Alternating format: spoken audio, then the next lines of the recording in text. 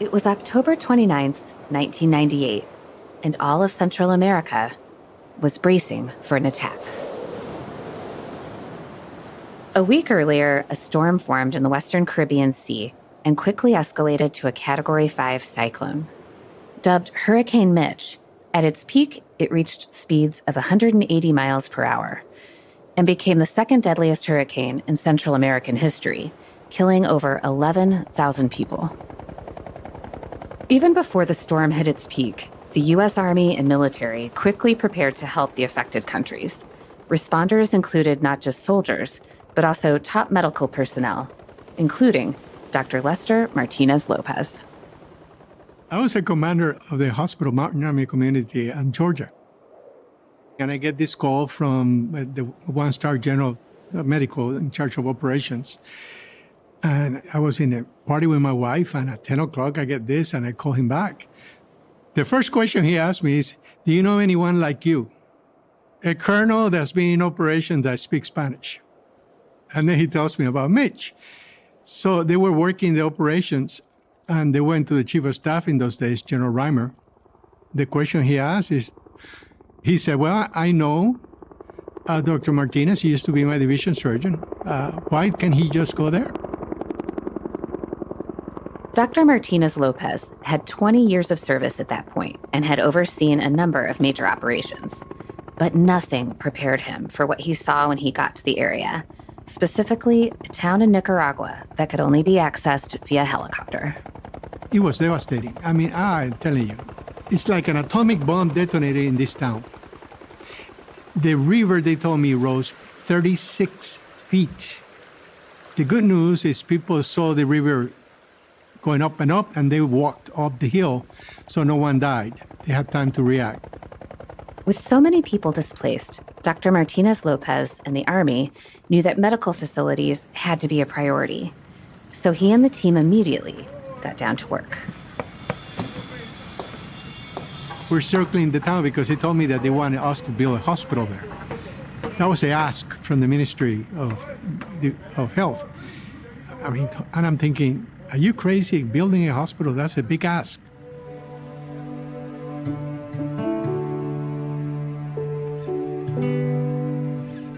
Under his supervision, soldiers worked around the clock, and within months, a hospital was built. But even that wasn't enough to make the mission a success. It took the involvement of the community to put the project over the edge and brought everyone together. The hospital was built near the baseball park, and the soldiers housed themselves in the park.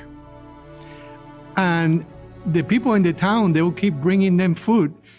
Every night they ate like kings, and the MRAs, I guess, took a backseat. So it's amazing when you put people like that together. You know, not only were we able to build a hospital, but we built a lot of friendship between our people. As a young boy growing up in Puerto Rico, two relatives of Dr. Lester Martinez-Lopez inspired him to enter the field of medicine. But an Army program took him down an unexpected path, leading to an almost 50-year career of saving lives, overseeing medical innovation, and preventing outbreaks. In today's episode, our hosts sit down with Dr. Martinez-Lopez to chat about the highlights of his Army career, the numerous innovations the Army has spearheaded over the years, and the importance of the cravat. I'm Carrie Varo-Heikis, and this is Army Matters.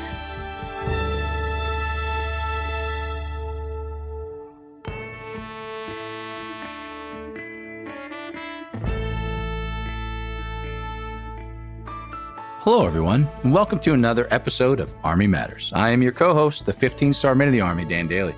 Back again from his vacation is my good friend, Lieutenant General retired Leslie Smith, the 66th Inspector General. But Dan, you weren't supposed to tell him that. Why? Tell him about the vacation.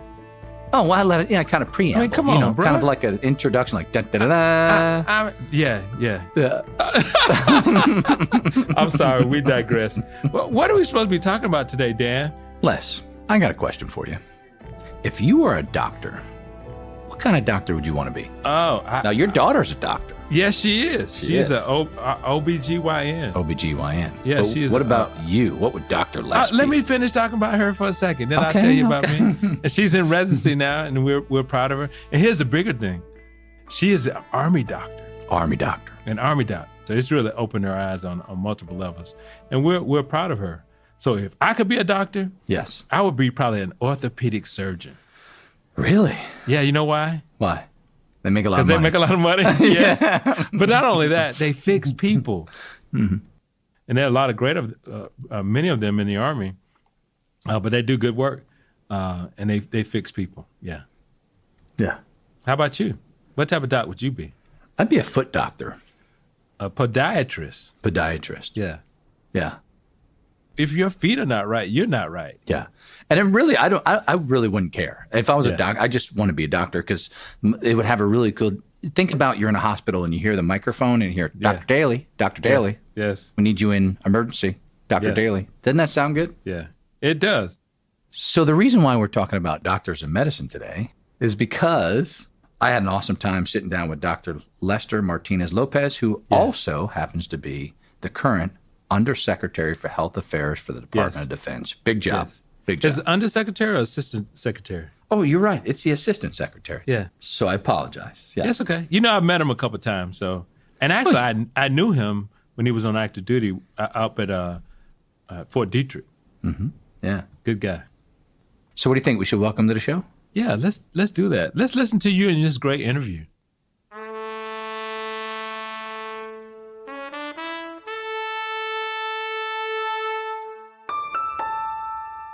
Dr. Martinez, welcome to the show.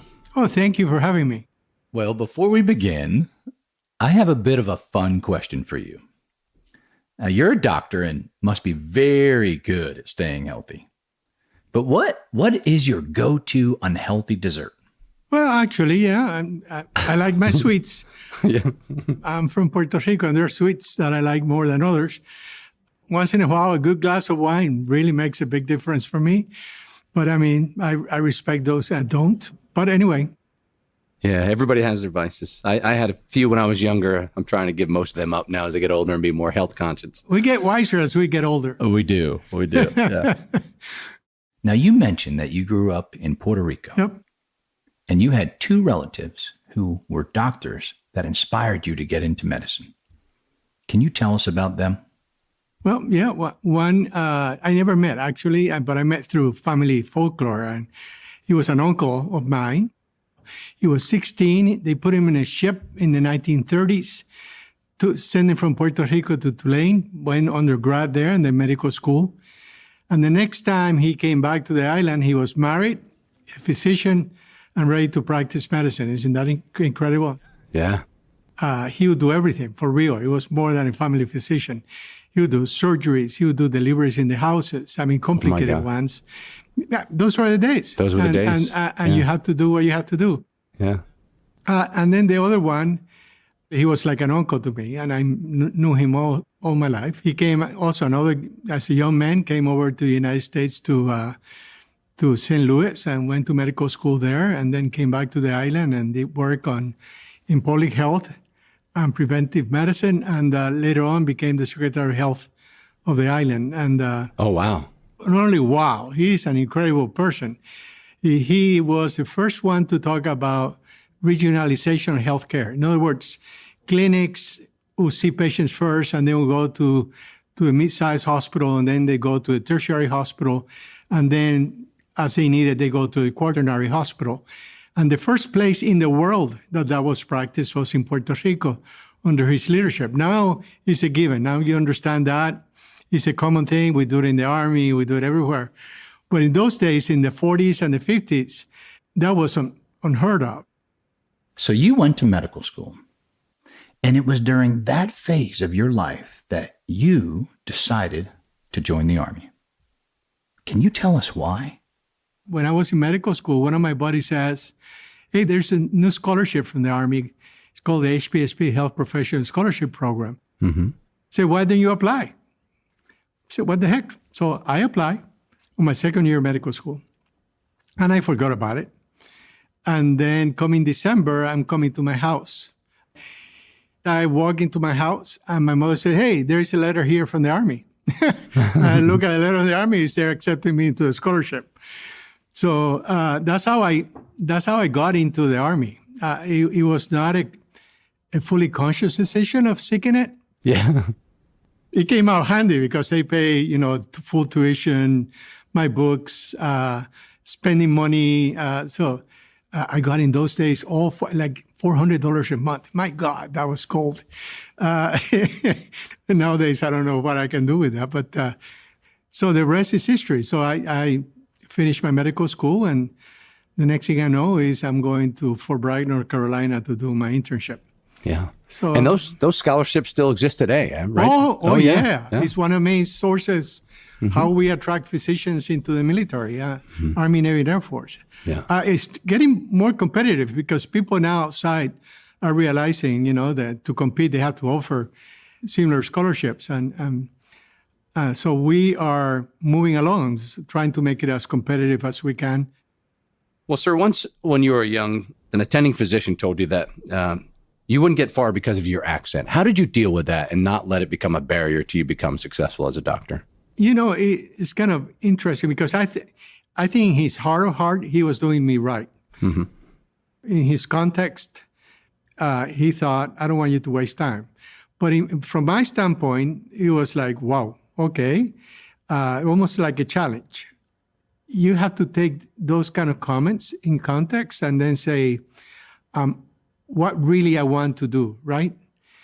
And my accent, I cannot do much about it. I mean, when people ask me where my accent is, I tell them it's from the deep south. It's from Puerto Rico. I ain't going to go any deeper than that. That's or right. south. Yep. Actually, if you have an accent, it means you speak more than one language. Mm-hmm. He meant to do it constructive, but I didn't put any weight into it. And obviously didn't allow that to bother my long-term aims. Yeah. You have to keep your eyes on target, what you want to achieve, and then keep pushing. It may come along or not, but it's not because someone threw a stone. Yeah. You have to take ownership and move out. I know that mentoring plays a large role in your life. So can you name someone who mentored you early on in both your Army and medical career? Early on in my career, I finished my residency program, came here to Fort Belvoir. I was a flight surgeon at Davison Airfield. And the deputy commander of the hospital at Fort Belvoir happens to be a Puerto Rican colonel. His nickname was Panto Jose Osorio, but just adopted me, kind of. And I'll tell you a story. So they're looking for a volunteer to go to the Sinai with the first peacekeeping force in 1982. I just reported to Fort Belvoir, so with my wife and my 3 kids. So the house was not all together settled. So we got this meeting in the morning, and I'm young, and you're cocky, and I'm ready to volunteer, but I know better. So I needed to go home and talk to my boss. Otherwise, I'll have been in deep trouble. And as I come home, I talk to Lydia, I get a call. And the call is from Dr. Osorio. And Dr. Osorio said, Dr. Martinez, he didn't know me then. I mean, he didn't call me Lester. It's Dr. Martinez. I'm calling you because I want you to volunteer for this job. Because I think professionally it will be the right thing for you. Yeah. Holy cow. I mean, I was entertaining it. I talked to my wife. She said, yeah. And then he calls me and says, you should do this.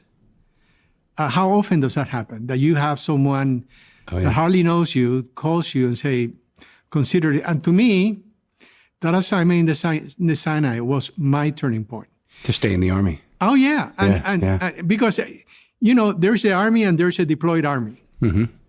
The deployed Army, for those of us that we experience, is a very different Army. Very different. Yeah. So there is a mission. There is a sense of purpose, right? There's something bigger than us. And once you experience that, if you don't like it, okay, that's yours. But if you do like it, you're hooked.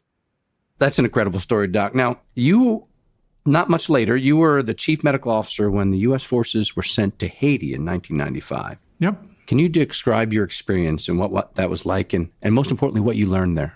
I tell you what, I mean, that was a most incredible professional experience. Mm-hmm. I had 3 hats when I went there. I was a commander of the hospital and all the medical assets. I was a Joint Task Force surgeon. And then I was a UN Chief Medical Officer. And believe it or not, one of the things that was funny is in the bureaucracies, I requested something as a hospital commander. I endorse it as a task force surgeon, and I approve it as a chief medical officer. I always look at the other two signatures and say, those are bright guys signing that letter. It was me, but that was one of the few operations where actually the chief of the force, a UN force, was a U.S. General. And the staff was actually a UN staff. You learn, policy deconfliction. In my case, I remember the story. We were checking a water source, and my team came over and said, they don't meet the standards. And I go to the UN and say, well, guys, we have a problem because this source doesn't meet the standard. And they say, what standard are you talking about? I said, well, the U.S. standard. And he looked at me and said, U.S. standards don't play here. You have to go by WHO, World Health Organization standards. So I went back to my team and said, guys, U.S. standards is not going to cut it. We go to the UN standard. It happens to be more strict than U.S. standards, and obviously they still didn't meet it. But you learn, so you learn that kind of deconfliction, right? Yeah.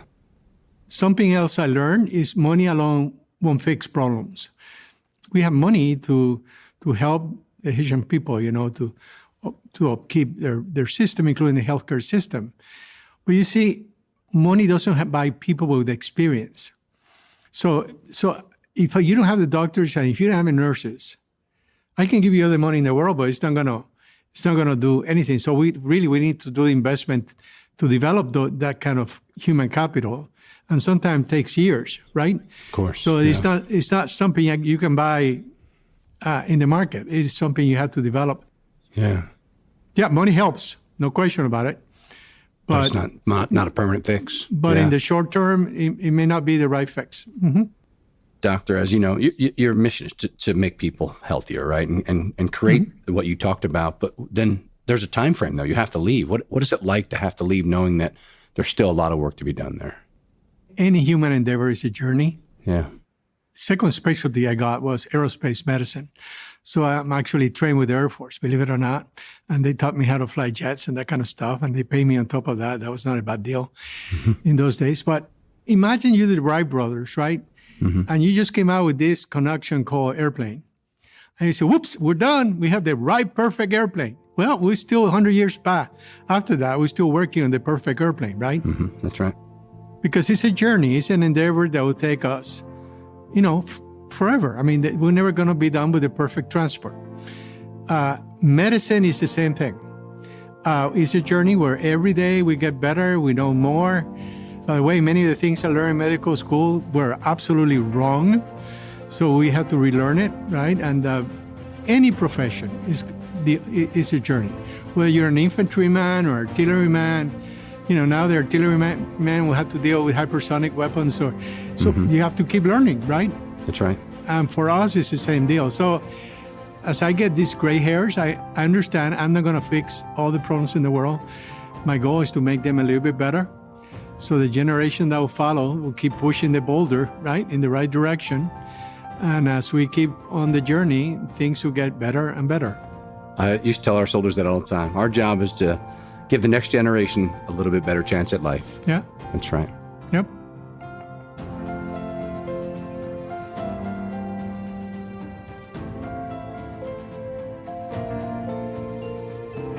Are you attending the upcoming AUSA annual meeting in Washington, D.C. this October? Would you like to be on the podcast? We will be at the show this year, speaking with as many attendees as possible. So please visit us at the Education Zone in the North Building of the Washington Convention Center from 14 October to 16 October. Take a moment to share why you serve. This is in support of an initiative from Secretary of Defense Lloyd Austin III to have everyone in the military and veteran community, including you, to answer the question, why do you serve? So be sure to swing by the Education Zone in the North Building of the Washington Convention Center. and we'll be excited to meet you and possibly put you on our show.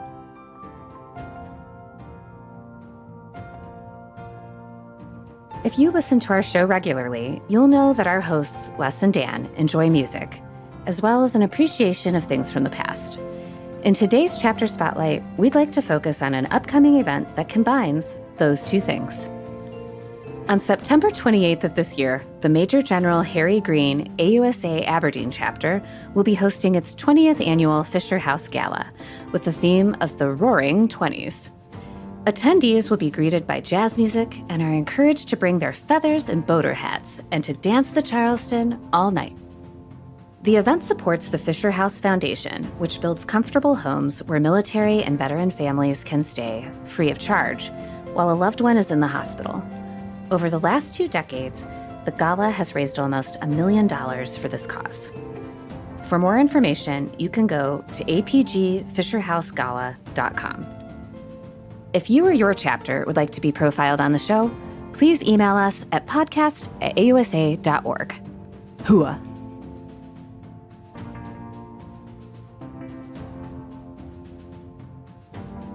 Welcome back to Army Matters. Now, sir, a few years after your experience in Haiti, you became the commanding general of the U.S. Army Research and Material Command. Now, from my experience, that is an important command for the United States Army. But can you tell our listeners what your role entailed and what you learned from it?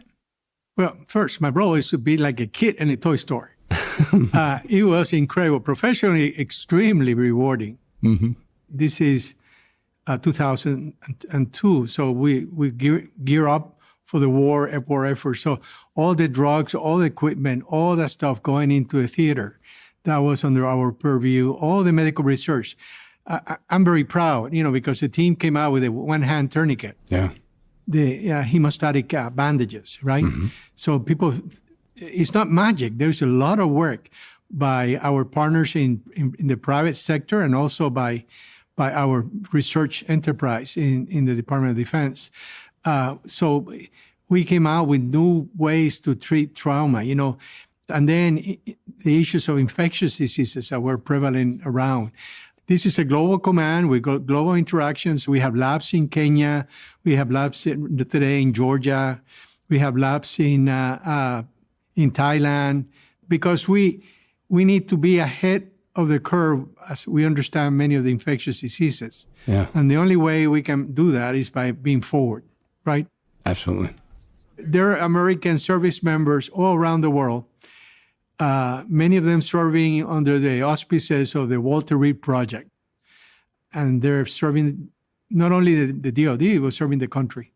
I'll tell you, I was in the Army at that time. When I first joined the Army, forward medical care or trauma care, combat medical care is what we called it back then, was very simple. We had like a cravat. Yep. But during your time, I remember that we went from literally the equivalence of the Stone Age to the Jetsons in like 10 years. I mean, it was incredible. Yeah. Do you remember the cravat they issued us? That was crazy. Yeah. That was supposed to do everything. Remember those days? What's your first aid? You have a cravat. You have to be kidding. Yeah. It was so simple. But that time period, it was like we jumped ahead light years. But more importantly, we saved thousands of soldiers' lives. Thousands. Absolutely. We have to be extremely proud of that. And it takes a village. Yeah. Doctor, you mentioned infectious diseases, and you just mentioned all the people around the globe helping to get out in front of it. In your experience, what is the one infectious disease that you worked with that scared you the most? It scared me. It's kind of funny. Always you think about the special agents, like Ebola. Yeah. And they're scary. Yeah. But then sometimes we forget about the ones that are still around that we don't have them here in the States, but they're around the world, like the malarias, right? So a couple of years back, we almost lost Marines because they forgot to take their pills for malaria prophylaxis. And then the next thing I know, we had some very, very sick, almost dying service members. It's all over Asia, all over Africa. So we cannot forget that. The second, another agent, dengue. Probably you read in the newspaper, We have dengue, and sometimes it starts showing its ugly face here in the States. We used to have dengue in the States. Mm-hmm. We used to have all the malaria in the States. Yeah. We still have the mosquito in the States. The only difference is that the people now don't have it, right? So we can, but if we get a lot of people with those infection diseases, somehow, if our system fails, then we can get in trouble the same way we did 100 years ago. And it's incredibly important. As a military historian myself, prior to World War I, most deaths were not because of battle; they were disease. And actually, you know, in the first, I did a study. I did a presentation about 1918 flu. Right? They call it Hispanic flu, but probably came from the States. We lost far more. I mean, thousands upon thousands of soldiers during the First World War, not because of bullet, not because of chemical agents, just because of flu. Yeah. We kept it away because we didn't want to tell the enemy that we were having that issue. By the way, they were having the same issue at the other end. I'm old enough that remember family members that they told me that they died from that epidemic. And I'm sure if you ask your grandparents and stuff like that, or your parents, they can relate to that. Well, and the recent pandemic, coronavirus, demonstrates the need, like you mentioned. This isn't going to stop. This has to continue, and we got to be persistent in our pursuit to get in front of these infectious diseases. Absolutely. Doctor, what was the single biggest highlight of your career, Army career? It's so many, but you know, I think I'll describe it this way. Turning point, I told you, the Sinai. I'll tell you another one that really made me extremely proud, but at the moment, it was like, holy cow. I was the commander of Blanchfield Army Community Hospital for Campbell. And believe it or not, Sergeant Major, I was in command of 2 units. I don't know if that was possible, but somehow the big Army leadership made it possible. I was commanding the 86th Combat Support Hospital, and I was also commanding Blanchfield, like for 2 weeks. And I was going silly, you know, going back and forth. I'll never do that again. I finally gave up the 86, and I told my staff, leave me alone in the afternoon. All I want to do is walk around the hospital and learn the hospital, right? Yeah. So I'm wandering around 1:00 in the afternoon, and my deputy comes running and says, sir, we have a mass casualty. And I say, who in the world scheduled a mass casualty for today? And he looked at me and he said, no, sir, it's not a training. It's for real. Oh, my God. So we run into the ER. And what happened was 2 helicopters collided. They were doing fast roping. I don't know if you remember that. They were doing a fast roping exercise. They're full soldiers, and they got into each other, and then they crashed. And you can imagine, it was no kidding, a mass casualty. The ER turned into like you see in a combat support hospital. They were doing the initial surgeries in the ER, my surgeons, and to see how the hospital, how everybody responded, right? It was incredible. I'm not proud of me. I'm proud of my team. It was incredible. I mean, I remember we have used all the screws for orthopedics. We were running out of a particular screw. How many fractures, right? And one of my junior officers says, sir, and all the helicopters are committed. They're moving patients. So I cannot send a mission down to Nashville to buy the screws and bring them up. So we call one of the sister hospitals in Nashville, and they say, yep, we have the screws. We can give it to you. And a young captain said, hey, sir, he said, hey, sir, why don't we call the state patrol? They may bring it up. And surely enough, we called the Tennessee State Patrol and said, this is a problem. And believe it or not, in less than an hour, we got the screws. Oh, my God, that's incredible. They were running, rallies, and they got the screws at the hospital.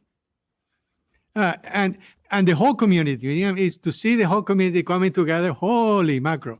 I still get my hair sticks out.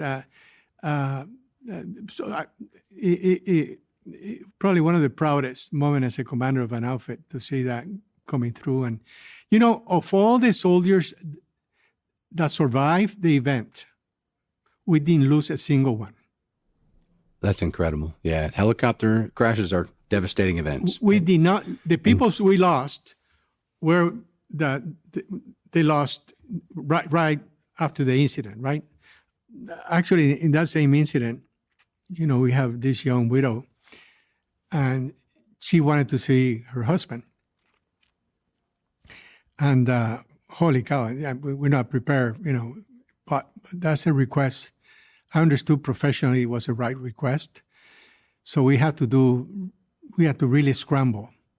And what we came out with was we didn't want to present him looking bad. I mean, it's a crash. But we had the body there in the hospital, in the morgue. So we moved the body to the chapel. And we cleaned, the parts we could clean, the face, and tried to present it the best we could. And then brought the widow. Still today, it touches me, but looking in retrospect, was the right thing to do. She was very grateful. But if I tell you that it was not tough, it still is tough today. Sir, what an incredible story. And unfortunately, that's the tough reality of what we have to deal with in our profession. One final question before we go. Can you talk about how the Army and the military in general have been at the forefront of medical innovation globally? This is a story that we in the Army and DOD don't sing often. We don't tell our story right. But let me give you an example. Army medicine gave the world all the drugs that we have today to treat malaria. All but two. One is quinine, that actually was discovered by the Indians in South America many hundreds of years ago. And we leveraged that to create many of the drugs we have in the inventory. And one is artesunate, that is another herbal coming from China. But even the formulations we use here are military formulations. I told you, malaria is very important around the world. It's devastating. And that the solutions for that came out from the Army. Do you know that? I did not know that. I didn't. Let me give you another example, right? The Army wanted to create a dog tag to put all electronic data in that dog tag. So every soldier will have a dog tag, and in essence, we have the medical record hanging from the neck. And we could, that was an idea of back in the 90s. And there was a small company that came out with the idea of putting an embedded small chip in, to create a dog tag. And the Army partnered with that company to create a dog tag. That small company called SanDisk. I'm telling you what, the soldiers managed to mess up the dog tag. It didn't fly. It didn't fly. But USBs fly. The SanDisk got pretty good. They got pretty popular. Yeah. Vaccines, I didn't talk about vaccine, hepatitis A, hepatitis B. A lot of that work is military. Now, when you get a vaccine today, it's made by Pfizer or made by whoever. But if you look where that came from, who did the research, who came out with the idea, you actually, after this talk, you will not be surprised that came out from U.S. military. Well, that's incredible thoughts to close out our show. Sir, I'm sorry we're out of time. You have a very important job, and I know we got to get you back to it, taking care of all of our service members and their families. But thank you again for joining us here at AUSA Army Matters, and thank you for your incredible service and sacrifice. Thank you, Sergeant Major. Thank you for everything you do for us still today.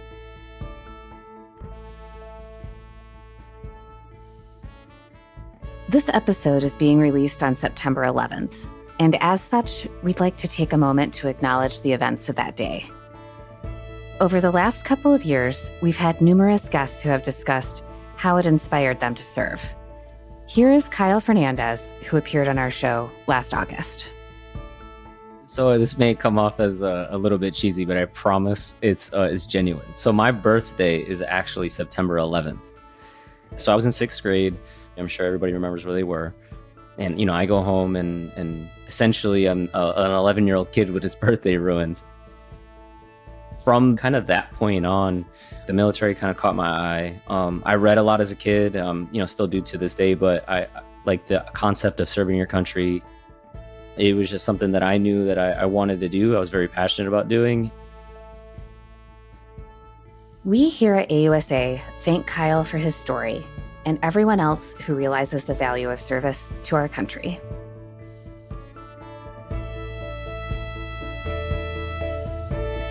To all our listeners, thanks for joining us. Army Matters is brought to you by the Association of the United States Army, the U.S. Army's professional association, member-supported, Army-connected. Visit us at ausa.org for more information or to become a member. Your membership helps AUSA continue to carry out its mission, educate, inform, and connect with the total Army, our industry partners, and supporters of a strong national defense.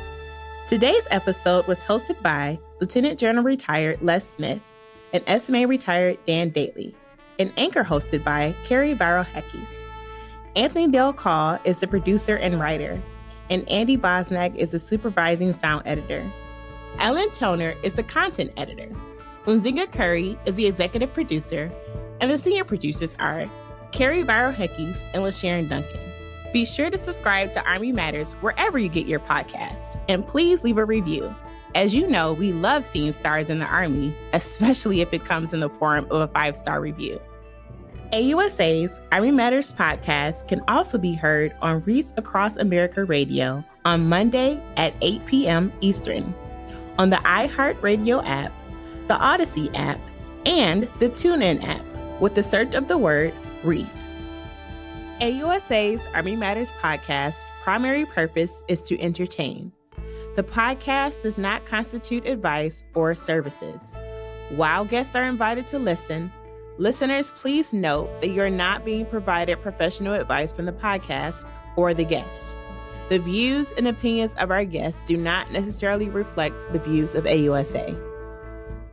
For questions or to provide topic recommendations, email us at podcast@ausa.org. I'm LaSharon Duncan. Hope you have a great Army Day. Hooah!